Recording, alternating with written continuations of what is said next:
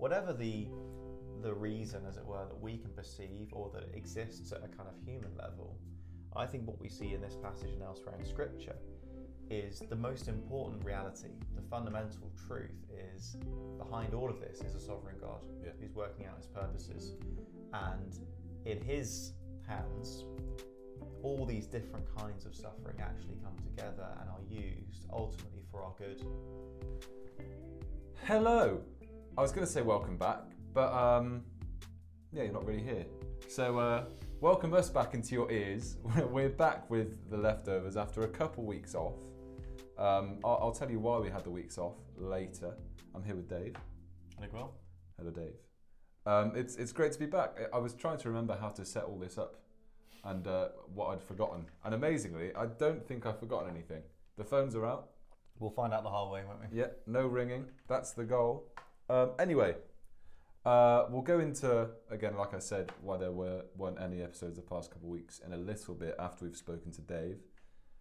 Again, every week I say this. If you haven't listened to the sermon, listen to the sermon, then come to the podcast. That should just be the name of the podcast, shouldn't it? Listen, then come here. Dave, you opened on a new series on 1 Peter yesterday, which I'm very excited about. I love when there's a series and there's a new design that I get emailed to put on all the social media and the websites. So you opened us up with 1 Peter. Do you want to quickly kind of summarise, not the whole kind of sermon, but the main idea? Yeah, the main idea. So 1 Peter was written to a whole range of Christians kind of scattered around basically what we would call Turkey these days, and they were having a hard time. So they're facing persecution for their faith, and so the big question I think that 1 Peter is looking to address really is, what do we do in the face of persecution, in the face of suffering? And in 1 Peter 1 verses 1 to 12, which I was teaching on, really the focus is where Peter starts is with the gospel, with salvation. So he doesn't go straight into here are 10 top tips for how to handle suffering, mind techniques, how to handle a harsh boss. He doesn't go there. He starts with the gospel. And so really we looked at the wonderful truths of the gospel, what God has done for us in salvation history, the inheritance that's stored up for us, and all of that helps to put into perspective really our suffering, that it's tough maybe here and now, but that's just a tiny speck on the spectrum of eternity, but also what suffering actually does for us. It's not just something to be endured, but actually suffering refines us and it purifies our faith, and that actually results in greater praise and honour and glory on the day of Christ. So actually, although it's unpleasant, suffering for the Christian actually is a means of our sanctification. Amazing, great. Yeah, it was a good message, and I know it resonated with a number of people in the congregation who came and spoke. Well, didn't come and spoke to me, who I was speaking to afterwards. So thank you for bringing that. And we're going to go into what you didn't have time to share, hence the name of the podcast. The leftovers. So, what are some of the different reasons for pain and suffering? There's going to be many, clearly. But give us 3, maybe. Yeah. Okay. Yeah. So different reasons. I misread your word. So, we can talk about reasons, because reasons are important. Let's go for reasons. Why not? Then I'll ask you the question you wanted me to ask. It's my handwriting that's the issue. Yeah. So and that was me trying my best to do my handwriting. This is okay. Sorry. No, my handwriting gets worse and worse over time, unfortunately. Reasons for suffering. I think it's interesting because in this passage in 1 Peter 1, it talks about all kinds of trials. Now in the letter, that's verse 6. Now in the letter at large, it's clear that the main suffering we're talking about is persecution. So that's one reason why suffering comes, is because you're a Christian, and the world, the flesh, the devil, but in particular we're talking about persecution in the world, and the devil, they hate that, and so that's contested, it's opposed. And so sometimes suffering comes because of human agency, and sometimes it's because you're a Christian. But sometimes it just, you think about Job, who suffered largely sort of natural disasters. It was just things that came out of heaven. So there are those sorts of suffering, and then there's suffering where you're not necessarily persecuted directly because of your faith, but you've got someone at work who's just difficult, or a boss who's unfair. It's not because you're a Christian; he's unfair to everyone, So there are all these different kinds of suffering, and I think it's a great. I take great comfort in the fact that that's specified here in 1 Peter 1, that it is all kinds of suffering. This doesn't just apply to persecution. In fact, all kinds of suffering, because whatever the reason, as it were, that we can perceive or that exists at a kind of human level, I think what we see in this passage and elsewhere in Scripture is the most important reality. The fundamental truth is behind all of this is a sovereign God who's working out his purposes. And in his hands, all these different kinds of suffering actually come together and are used ultimately for our good in his eternal plan. So, I think in a sense we can park the question of, what kind of suffering specifically is this? Because actually I think the same principles apply across the board. But, different responses may be called for at other levels depending on what kind of suffering we're talking about. What a beautiful segue to the actual question you wanted.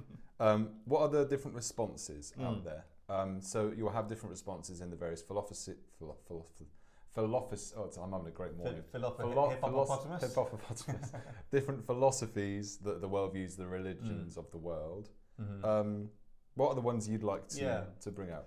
Yeah, so I think it's interesting, everyone suffers, and I think as life goes on, people are going to experience all sorts of different kinds of suffering. And at university, when we had Christian Union events, invitational events, I think that was always the biggie, in terms of talks that people came to us. Why does God allow suffering? The suffering thing really seems to strike a chord. Be that academically, we know it's a problem out there, or actually personally, we've suffered, or someone close to us is suffering. And so I think one great test of any religion, worldview, philosophy, idea is how does it engage the problem of suffering? And I think this is where every false religion and false worldview falls down, actually, maybe most clearly, is on the question of suffering. Because on the one hand, you've got some philosophies such as Buddhism, some of the more Eastern sort of philosophies, religions, where the claim is that, suffering is just an illusion. It doesn't really exist. You can just kind of ignore it. Is that the religion where is it Buddhist monks who would burn themselves in protest of occupation? Is that what it was? I don't know about that, but I think there are those practices of walking on coals and things like that, isn't it? It's kind of mind over. It's this idea that you can overcome and basically deny, suppress the reality of suffering by saying, well, actually, it's just that it's an illusion.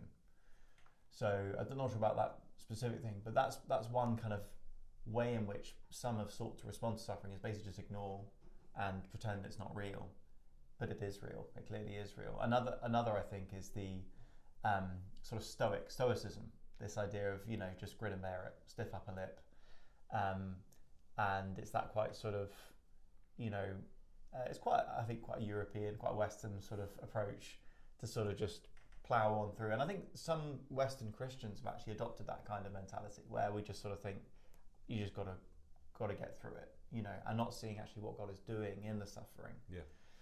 I think another response would be the response of hedonism, and again that's in the Western Church as well, which is just seeking to reduce pain as much as possible and increase pleasure. So it's what can we do to reduce pain? A sort of an anesthetic culture. Be that medicate it away or insulate ourselves from suffering with sort of cotton wool covered lives. So that would be another one where it's just trying to get away from suffering as much as possible, but again, futile, because suffering's gonna come. Yeah. And so I think our response to suffering is a great litmus test in a way. It's a great barometer of our spirituality, and I think if we haven't got a good response to suffering, then that shows that our worldview, our faith, whatever, is actually really, really deficient. There's a big parallel between hedonism and the climate change climate emergency, not the climate change experience, the climate emergency. We'll probably go into this in a different podcast because there's plenty of things out there that we need to respond to. One of those is the climate emergency, but we're trying to reduce the amount of wildfires, floods, etc., without recognizing the purpose behind them. So you can see that with pain, recognizing the suffering in the world, trying to reduce that, but not looking at the reason behind it, which was the main part of your sermon, really, the purpose behind those things and the sovereignty of God. And I think, actually, to jump in there, I think that's interesting because the knee-jerk response, in fact, we don't even really think about it, but in our Western culture especially, perhaps, we just think we can get on top of situations and sort them out. So be it a virus, be it climate, whatever, we think, okay, here's what we need to do to fix the problem, rather than, as I say, listening to what's this alarm bell trying to tell us, actually. Instead, we just think, well, let's get rid of it. We don't like it, and we can sort it out and we'll all be comfortable again. Yeah. We're going to move on to your second one. We're going to talk a little, not hugely, about self-flagellation. Now, we'll define that in a little bit, but I wanted to point out a guy called Simeon Stylites, which will relate to this term. He was a Catholic believer back in I didn't look at the dates, I just looked at his name. And he lived on a pole, as in self-denial and suffering because he thought that would get him closer to righteousness. Possibly the reason they call them stilettos. I don't quote me on that. But I would classify that as self-flagellation. I could be wrong, but that is the practice of injuring, hurting yourself. Yeah. And there's various ways that's done, right? Yeah, so literally self-flagellate, it's to whip yourself, and some believers historically have done that. They've literally whipped themselves, but of course by extension it kind of refers to this idea that actually inflicting pain and suffering on yourself or sort of self-denial for self-denial's sake is somehow virtuous. And I think it's really important to see that that's not what we're talking about here in 1 Peter. In fact, the Bible generally, it's a perversion of this idea. Now, what we see in 1 Peter, we see it elsewhere, is that under the sovereignty of God and his gracious hand, the suffering that befalls us is not by accident. It doesn't necessarily mean we've done something wrong, but it can actually be used and is used for our purification, for our holiness, and ultimately to bless us. It's a blessing. But we have to be careful, because if we don't sort of qualify that, or if we don't sort of define that quite closely, people can get the wrong end of the stick and think, okay, well, if suffering helps me to get holy, I'll start whipping myself, and that would be all the sort of ascetic, denial of pleasures, denial of good things, because somehow that'll make us holy, and that's just not Christianity. It's really not Christianity. And Paul, for example, in 1 Corinthians, he fights against that quite strongly. Where they said, oh, okay, it's good not to marry, it's good not to have sexual relations, whatever. He said, no, it's good. It's good to have your own wife, and So it's very important not to go down that route, because God created the world, and he created many good things for our pleasure, and that's the design. These are all good things. So it's not that comfort is bad in and of itself. It's not that pleasure is bad. It's not that physical health is bad. It's just not the case. It's what we are saying is that God in his sovereignty can use the suffering that comes to us to refine us. So, the self-flagellators got it badly wrong, because that's them inflicting themselves. And that's not going to make you holy. No. There's that scene in Da Vinci Code, isn't there, of the evil monk, which doesn't give a good name to monks, firstly. But he's a self-flagellating monk. Who is it? Is it Ewan McGregor? No, it's not Ewan McGregor. But it's a kind of flip of what Paul is saying, isn't it? Yeah. And there's nowhere that says whip yourselves. No, exactly. Yeah. Do they do it? Is that the method they use because that's the suffering of Christ? Is there a parallel there? I'm not sure why specifically whips were selected for this practice, but yes, the idea of physical. I think physical is a very obvious form, isn't it, of suffering, and it's one that you can inflict on yourself if you want to. I think, and obviously, again, the passion of Christ, if we call it that, was very physical. But it's to miss the point. To see pain is not the point, and so to try and imitate Christ that directly. But again, he didn't do that. He wasn't whipping himself. People were whipping him, and he accepted that. He entrusted himself to the one who judges justly. And that's why this is a perversion, because it's self-inflicted. Now, Job didn't inflict suffering on himself. Joseph didn't put himself in prison, and neither are we meant to afflict ourselves.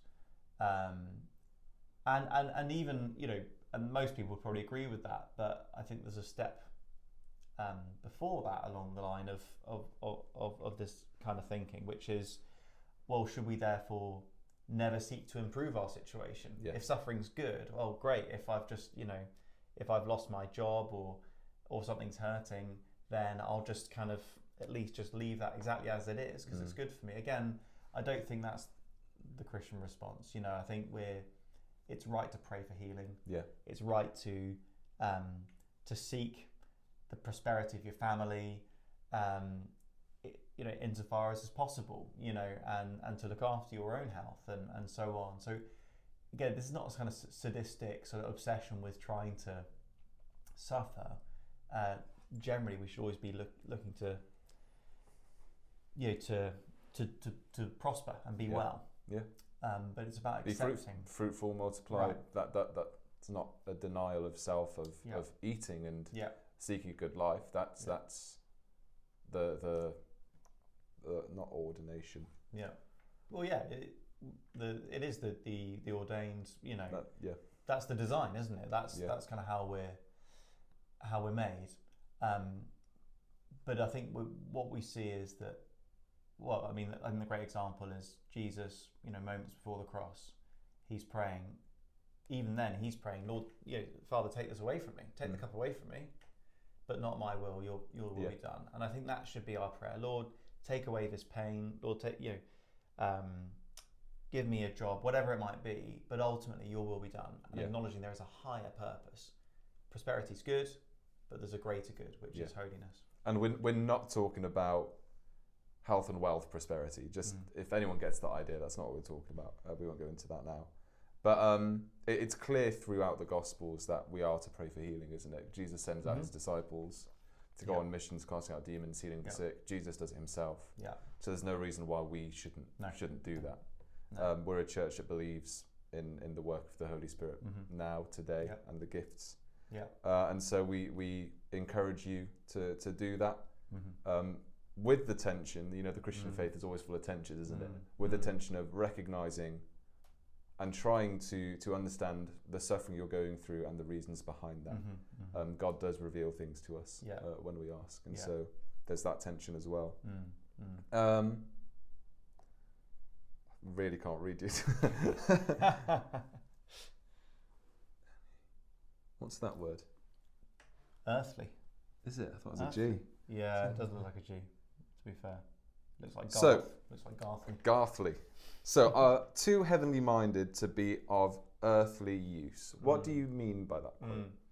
Well, I think there's an idea that, if you think only of the eternal things, the things to come, and some people would say, by extension, just sort of high-flown philosophical, theological things, you're not going to be very practically minded. You're not going to be much help here on earth. And I think that's a kind of a stereotype that you, and some would even take the point of, they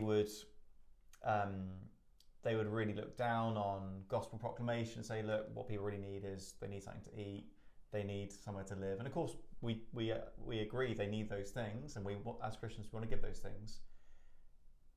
But the gospel is paramount, and the eternal is the most important thing. And but some people see a contradiction between those. It's like, one or the other. And in this passage, we've got people who are scattered around the Mediterranean. They are they're suffering persecution. They're probably in physical danger. And yet it's so interesting that Peter begins with the gospel and with theology and talking about heaven, the things that you can't see, things that aren't, as it were, the here and now. And that's partly because Peter understands that actually this idea to heavenly minded to be of earthly use is totally wrong. Actually, the more heavenly minded we are in the right way, the more use we're going to be on earth. Yeah. Because if we don't understand where it's all headed, if we don't understand what our future is, if we don't understand what lasts and what is just temporary and falls away, then we're not going to order our lives rightly. We're going to prioritize the wrong things. You know, I think a lot of people live, and there's many Christians as well, they live as if the only thing that really matters is the here and now and maybe the next few years, maybe 30, you know, living for the retirement dream, whatever it might be. But the great tragedy is that so many people are obsessed with the sort of medium-term future, and they don't give a second's thought to their eternity. And so actually what we see throughout history is that the very people who are most heaven-minded in the right sense actually made the biggest impact on earth. And when I say impact, I mean impact with eternal significance, but also with here and now, you know, visible, tangible difference. You look at the abolitionists, you look at some of the incredible missionaries like going to India, and you know, I'm thinking of missionaries who tackled the horrible problem of basically child prostitutes in temples in India. These were heaven-minded people, but being heaven-minded gives you not only perspective but also courage. Yeah, because you know that actually I can do without comfort if I need to, and I can do without my retirement dream if I need to, because my home is actually heaven. And so I can afford to serve, to sacrifice, even die here on earth. Yeah. And so I think this idea is really false. And I think Peter helps us to see that, because he's saying, look, okay, you're having a tough time now. Let me talk to you about heaven. Yeah. There's a story John told me of a missionary. So that they were married, but the husband went out to this secluded tribe, and they were cannibals, and they ate him. Years later, the wife went out and visited this tribe who killed and ate her husband, and she brought many of them to Christ. Yeah. And Jim Elliot. Yeah, exactly. Yeah. And she was on a plane with these cannibals, and it's just crazy what the Lord can do through something so horrific as your husband being killed and murdered, and going out to see those people. I can't imagine the courage that would have taken, and the heavenly mindedness she must have had to go and visit those people, to forgive and to lead them to Christ. And we still talk of Hudson Taylor these days, don't we? The missionary to China. It's all a matter of perspective, isn't it? We often, like you said, look at the here and now instead of the now and not yet. That's right. Which is vital, which is one reason we hold so many weekly activities for the community, is there is a now, there is a need now, but we also take that opportunity to show them the eternal need, the gospel, what is the real need in their lives.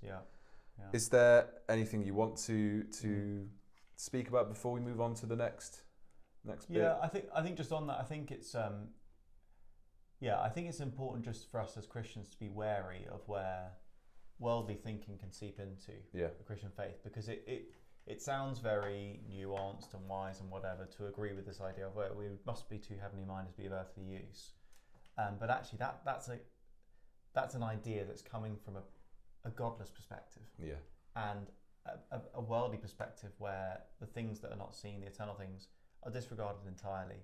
And so I just think, you know, it's amazing how a passage like this just pulls back the curtains, and you see salvation history, you see heaven, you see what God's doing on the inside, and the world's never going to appreciate that. You know, you're not always going to get thanked for sharing the gospel. Usually you will get thanked for, you know, some soup and a bread roll, and that's great. We should do those things, but let's not neglect as Christians that which others won't be able to see. Because we've been given eyes to see, and we can love people, you know, body, soul, and spirit, as we stand on God's word and see that actually, we want to stand with Peter on this and say, these are light and momentary. You know, this is just for a little while. We experience these griefs, whatever, but we've got our eyes fixed on the prize. Amazing. Going into why we didn't have 2 episodes, 2 weeks running. I mean, the week before there was just no one to do it, so we just didn't do it. But last week we had an amazing weekend. We did. We'll start with the Friday. I don't think you came Friday, but were you away? I was in Yorkshire. You were in Yorkshire. Yorkshire Dales. Lovely. Very if you want to know lovely. about his holiday, ask him. On Friday we had our Good Friday outreach out on Arnold Miller, which is a great morning. We hit a load of rocks with painting on for the kids to find eggs. Dwayne gave the gospel message to those who were there. Incredible, really great. And then Sunday we had 5 baptisms. What a morning. It was great. Really good morning. The church was packed. Incredible. And so do pray for those 5 who were baptized, that they would know the love and strength of the Lord, but also be challenged in the next step of their faith to further it and to grow. Like baptism isn't the end, really. It's the start of the Christian journey. And I've been on holiday this week, so I don't really know what's been happening. So do let me know if I've missed anything. Trying to think what's happening this week. All the usual stuff again. Tuesday is day centre, which is tomorrow for us. Thursday, kids group is back. Do pray for the kids and teenagers again. Thursday, another day centre. Friday's our prayer meeting. But we have new cell groups happening, don't we? Monday nights. Are you coming tonight? I'm not coming tonight, actually. Oh, sorry. Yeah, sorry to put you on the about spot. that. Yeah, no, it's all right. I wish I was. We're looking at the book Reading Moses, Seeing Jesus on Monday nights. On Wednesdays, John, I've really put myself in a tricky spot. They've just finished one series, haven't they? They've finished one series. They're in a new series again. So if you've been wanting to come on a Wednesday, Now's the time to start. this Wednesday's the day to come. Then Thursday, Claire is leading an LL cell group as well. So there's 3 cell groups happening. And if you can't make one, go to one of the others. Wednesdays at 11, Mondays at 7, and Thursdays at 5. So there's a good variation of times. So very little. No, there's a few excuses. I'm not going to say that. And our prayer meetings at 3 p.m. as usual. On Friday. On Friday, yes. Looking forward to Sunday as well. We have Claire leading us into the next section of 1 Peter, which is it the verse 13 she's going into? Yeah, I think it's verse 13, probably through till, I think, beginning of chapter 2, I guess. So it's really, I think, sanctification, I think, is the heading. I believe so. Every heading begins with S. So. Oh, does it? Oh. Yeah. Salvation, sanctification, submission, suffering. Well done. I believe. Very nice. Well remembered. I think you all have bookmarks. I didn't receive one. But do come along on Sunday. It'd be great to see you. Dave, thank you for joining me this morning. Pleasure. And we'll see you very soon.